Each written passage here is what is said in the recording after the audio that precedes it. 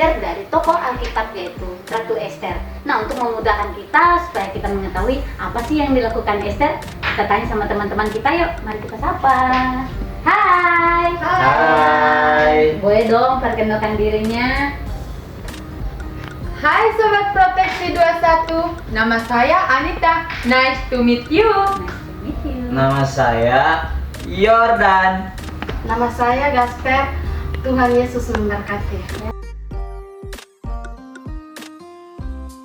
Nah, kita coba tanya nih sama teman kita yaitu Kak Anita. Kak Anita sekarang sudah semester berapa ya? Saat ini masih semester 5 sih. Wow, sudah semester 5 guys. Sama Oke, juga. hari ini aku boleh tanya dong Kak sama Kakak. Kalau menurut Kakak, bagaimana sih latar belakang dan proses pemilihannya Ester? Boleh dong sedikit diceritakan gitu. Oh, berbicara soal Ester ya. Nah, kalau yang saya ketahui tentang Ester ya, Ester itu adalah seorang wanita Yahudi. Nah, Ester ini seorang wanita Yahudi yang tinggal di Susan.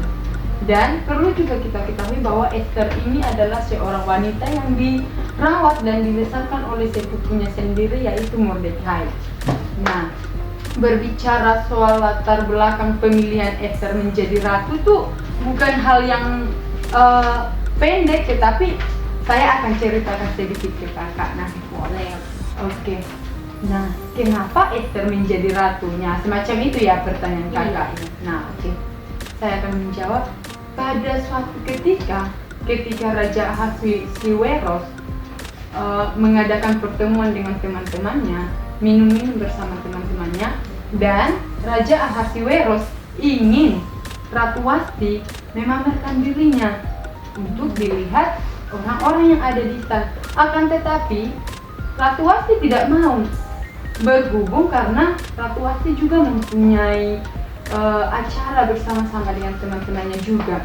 Nah, sebab akibat menjadi Ester menjadi ratu itu salah satunya ketika Ratu Wasti tidak mau memamerkan dirinya sesuai perintah Raja Ahasuerus. Nah, Ratu Wasti dibuang karena dianggap Ratu Wasti tidak menghargai permintaan raja. Jadi semacam Ratu Wasti ini dipecat ya dari ratu. Ya, betul Kak, betul sekali. Nah, ketika Ratu Wasti dibuang, nah Raja Ahasuerus mengadakan sayembara di istana. Apa sih sayembara itu? Nah, kakak tahu istilah zaman sekarang kan take me out gitu, Wow. mencari jodoh. Nah, gitu kan. Nah, habis itu ketika Raja Ahasuerus mengadakan sayembara, nah jadi pelayan-pelayan yang ada di istana membawa wanita-wanita cantik ke hadapan Ahasuerus, Raja Ahasuerus. Termasuklah salah satunya Ester.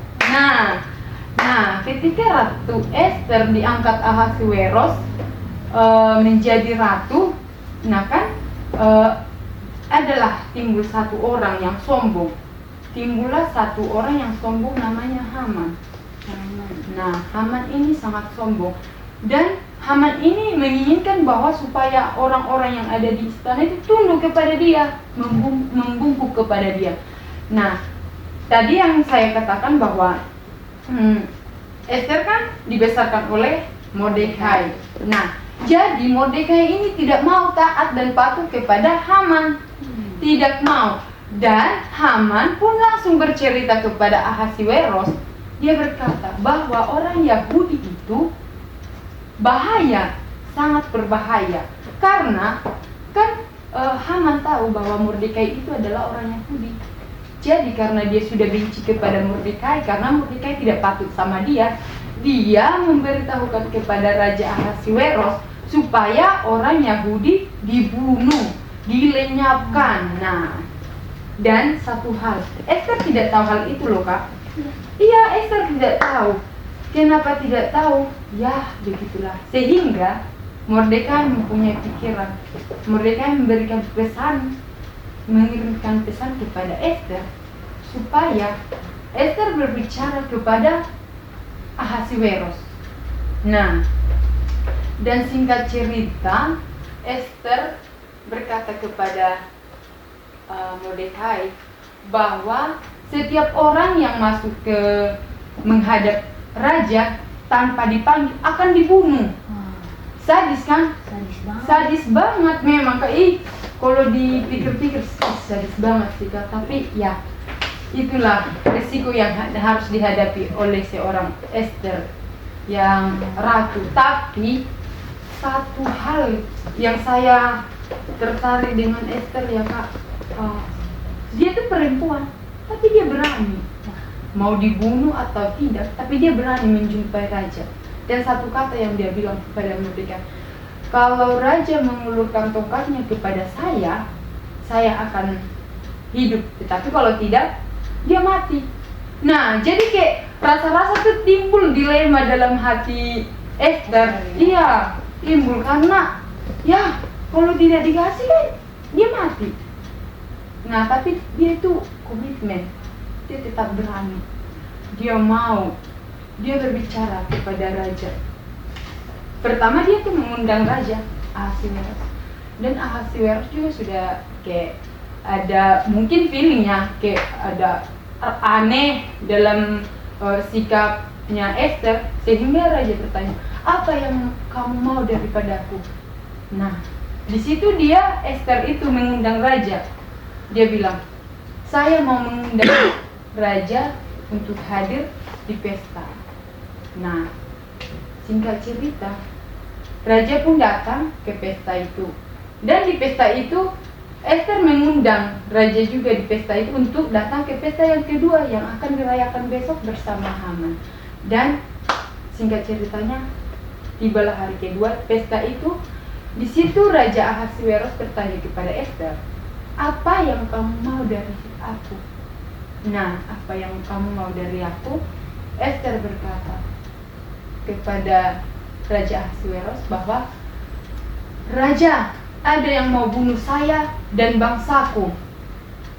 Nah, raja pun bertanya kembali, siapa itu? Dia raja yang jahat, namanya Haman.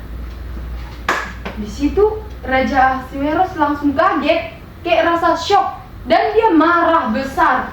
Karena yang selama ini dia tahu bahwa Haman itu adalah orang kepercayaan dia kan, dia yang sudah diberikan kekuasaan untuk memerintah para pejabat-pejabat di istana dan melakukan hal yang tidak dipikirkan oleh Ahasiweros. Dia sangat marah, dan di situ Ahasiweros juga langsung mengatakan kepada mereka bahwa Haman harus dibunuh, harus dilenyapkan.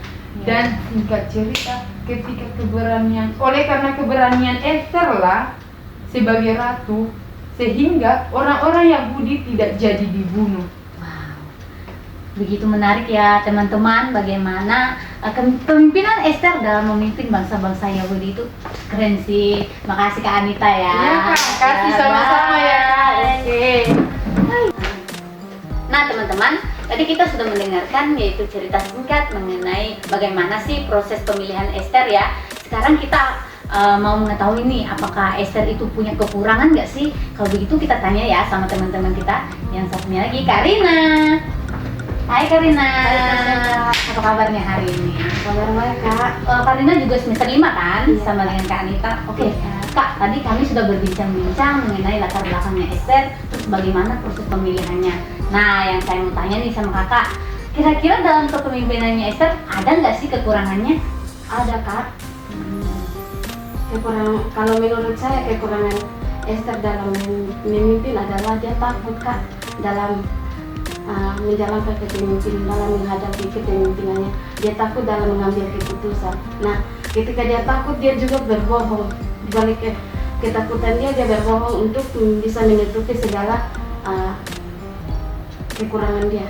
Wah, jadi ketika Ratu Esther itu dalam dia memimpin, selain dia juga takut, dia juga cemas, terus dia juga tidak bisa mengambil keputusan.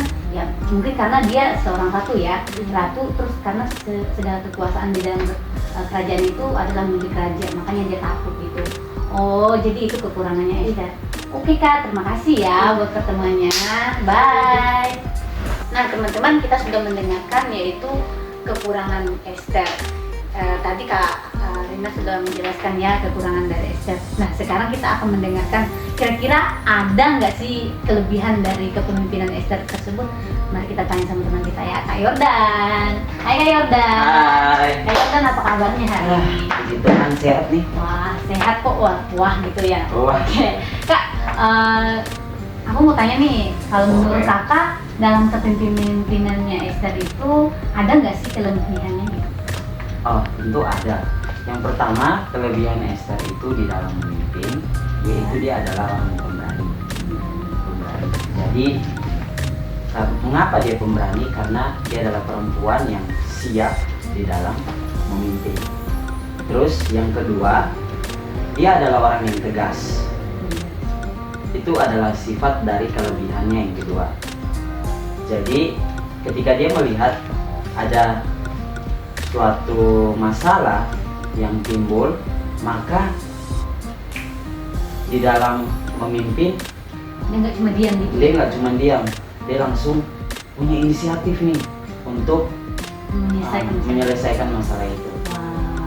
Nah teman-teman, jadi kita melihat bahwa kelebihannya Esther itu kata Kak Yordan, dia berani, selain berani dia juga tegas ya. Iya. Oke, terima kasih Kak Yordan. Ya. Sampai ketemu lagi ya. Sampai ketemu lagi. Teman, tadi kita sudah mendengarkan bagaimana latar belakang kehidupan dari Esther. Dan kita juga sudah mendengarkan apa sih yang menjadi kekurangan serta kelebihan Esther. Nah, cukup menarik teman-teman. Yang harus kita ketahui bahwa dalam sebuah kepemimpinan pastilah ada yang namanya kelebihan dan kekurangan. Tapi satu hal yang harus kita ketahui dalam kehidupan kita, penting untuk kita belajar seperti Esther supaya kita tidak mengulangi kesalahannya tetapi kita memperbaiki diri kita. Perlu teman-teman biar kita mengetahui refleksi pribadi apa sih yang harus kita temui dari tokoh seorang Esther tersebut. Kita tanya dari kameramen kita yaitu Kanando. Hai Kanando. Hai Sama. Kanando lemas banget sih. Kanando kabarnya hari ini bagaimana? Baik. Kabarnya baik ya. Kanando tadi kita juga sudah berbincang-bincang ya mengenai latar belakang dari Ratu Esther. Kita juga udah berbicara mengenai kelebihan dan kekurangan Esther. Nih, pertanyaannya buat Kanando, kira-kira refleksi pribadi apa sih yang kita temukan dari kitab Esther tersebut? Refleksi pribadi. Kalau menurut saya suka dengan kata-kata perjuangan akan selalu menjadi bagian dari kehidupan orang Kristen. Itu kan menjadi sebuah fakta kan. Jadi menurut saya perjuangan itu akan selalu menjadi bagian dari kehidupan orang Kristen. Saya lihat Esther ini adalah orang yang perjuangannya keren. Saya sangat suka merawat dia karena dia itu orangnya gigih dan berani. Dia juga cepat bertindak. Dan penerapan pribadi untuk saya, refleksi pribadi untuk saya itu terkadang tidak menjadi orang yang berani, terutama dalam mengutamakan opini dan pendapat. Karena Esther punya keberanian dan dia juga sangat keren. Karena itu penerapan pribadi untuk saya begini, saya ingin menjadi pemimpin yang berani, tangguh, cepat bertindak, tetapi tidak gegabah. Karena itu saya punya pandangan baru bahwa ketika saya hidup pada masa kini, saya harus selalu mengandalkan Tuhan dan sedekah agar saya menjadi pemimpin Kristen yang berani, tangguh, dan tidak gegabah. Wow, begitu menarik ya teman-teman. Kita belajar dari tokoh yaitu seorang Ratu Esther. Nah, begitu saja penjelasan dari kita yaitu Protek 21. Sekian dan terima kasih. Bye. Bye. Oke teman-teman, sekian dari presentasi kami dari Proteksi 21. Know your God, make change your life.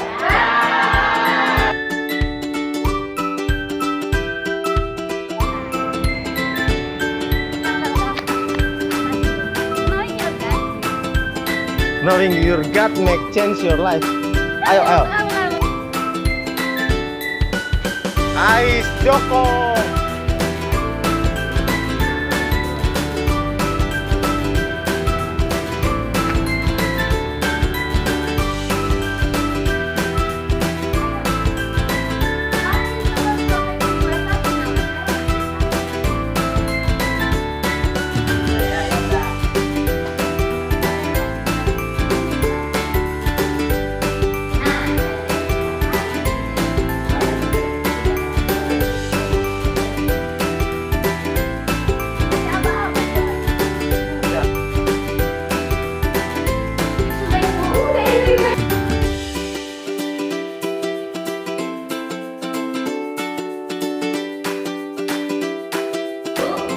knowing your